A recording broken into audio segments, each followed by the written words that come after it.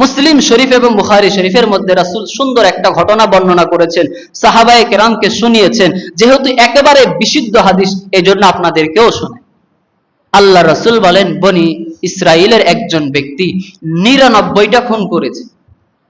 ৯৯টা খুনের পরে এবার তার অন্তরের মধ্যে ব্যথা লেগেছে। আহা, যে আল্লাহ আমার এত সুন্দর হাত দিল, যে আল্লাহ আমার এত সুন্দর জবান দিল, আমার শরীরে এত সুন্দর শক্তি দিল, ওই আল্লাহকে আমি আর কতকাল ভুলে থাকবো? জোরে বলেন না সুবহানাল্লাহ। এই একটা চেতনা যার ভিতরে ঢুকবে, আল্লাহ ওরে জান্নাতবাসী বানায়। একটু ঢুকানোর চেষ্টা করেন ঘটনাটা শোনার পর। আল্লাহর বান্দা এলাকার মধ্যে খোঁজা শুরু করেছে, কার কাছে গেলে আমি একটা ভালো ফাইসালা পাবো। এলাকাবাসী একটা নিদর্শন দিয়ে, এক আবেদ ব্যক্তি, মানে সবসময় আল্লাহর ইবাদত করে, আলেম নয় তবে বুজুর্গ মানুষ, তার খবর দিয়েছে। তার কাছে যাওয়ার পরে সে তার জিন্দেগির ডিটেলস বলার পরে বলতেছে, ৯৯টা খুন করেছি, আমার এই অপরাধ কি আমার আল্লাহ মাফ করবে? এবার যেহেতু ওই ব্যক্তি আলেম ছিল না, অতটা জ্ঞান না থাকার কারণে সে চিন্তা করলো, ৯৯টা মানুষকে খুন করেছে, ৯৯টা স্ত্রীকে হত্যা মানে বিধবা করেছে, ৯৯টা মার কোল খালি করেছে, ৯৯টা পরিবারের স্বপ্ন নষ্ট করে দিয়েছে, এই ব্যক্তিকে কি আল্লাহর মাফ করবে? ওরে বলেছে তোমার গুনাহ আল্লাহ মাফ করবে না, এটা অসম্ভব কথা। ৯৯টা কিভাবে সম্ভব? বলতে দেরি, ওই বান্দা সেখানেই তাকে তরবারি দিয়ে ১০০টা পুজায় দিয়েছে। এরপরেও তার অন্তরের জ্বালা যেহেতু কমে না, আল্লাহ যাকে হেদায়েত দিবে তার অন্তরে আল্লাহই জ্বালা সৃষ্টি করে দিবে।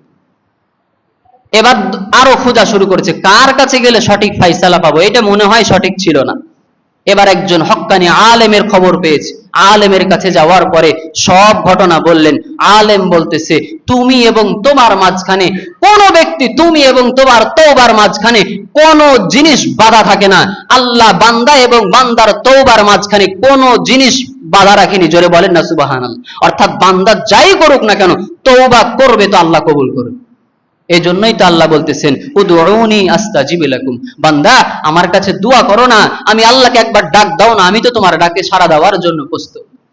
এবার ওই বান্দা ওলামায়ে কেরামের কাছ থেকে যাওয়ার পরে যখন এই খবর শুনলো, আমার গুনাহ আমার আল্লাহ মাফ করবে, দেখেন তৎক্ষণাৎ লজ্জিত হয়ে খাঁটি দিলে একটা তওবাও করে ফেলেছে। যেহেতু আলেম মানুষ ছিল, তাকে একটা সুন্দর রাস্তা বাতলাইয়া দিচ্ছে, শোনো তুমি তো বড় ধরনের একটা পাপী, তবে তোমার এই পাপ যেন দ্বিতীয়বার না ঘটে, এই জন্যও কিন্তু আল্লাহ কোরআনে সুন্দর কথা বলেছে। আমাদেরকে যেহেতু কোরআনে আল্লাহ বলে দিয়েছেন, ঠিক এমনটাই তাকেও পরামর্শ দিয়েছেন।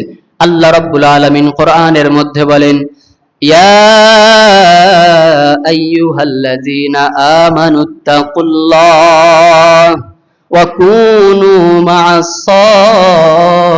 সাদিকিন। আল্লাহ বলেন, বান্দা তুমি আল্লাহকে খাঁটি অন্তরে ভয় করো, আর সাথে সাথে ভালো মানুষদের সঙ্গী হয়ে যাও। ও আলেম তাকে পরামর্শ দিল, তুমি তোমার এলাকার সব মানুষ খারাপ, এই এলাকা ছেড়ে অমুক এলাকার মধ্যে ভালো মানুষ বসবাস করে, সেখানে চলে যাও। ওই ব্যক্তি রওনা দিয়েছেন।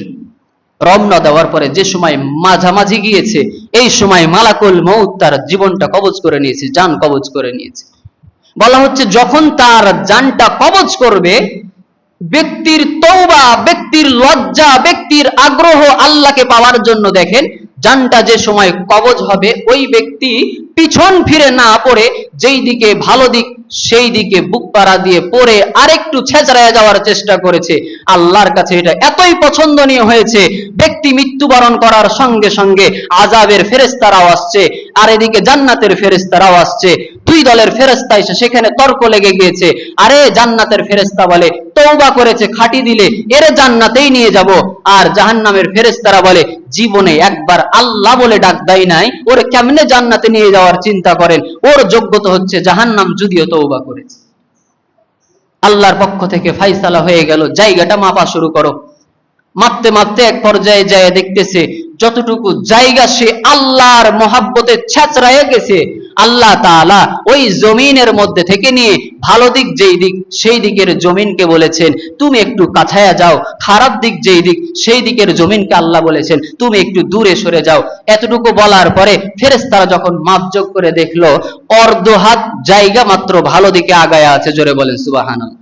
অর্ধ হাতের কারণে আল্লাহ রাব্বুল আলামিন ফয়সালা দিয়ে দিলেন আমার বান্দা যেহেতু আমি আল্লাহর দিকে কষ্ট করে অগ্রসর হয়েছিল, অর্ধ হাতের বিনিময় আমি তার খাঁটি দিলের তওবাকে, আমি তার লজ্জিত হওয়াকে, আমি আল্লাহ তার গুনাহ থেকে একেবারে ফিরে আসাকে এতই পছন্দ করেছি, আমি ওর জীবনের সব গুনাহ মাফ করে ওরে জান্নাতি বানায় দিলাম, জোরে বলেন সুবহানাল্লাহ।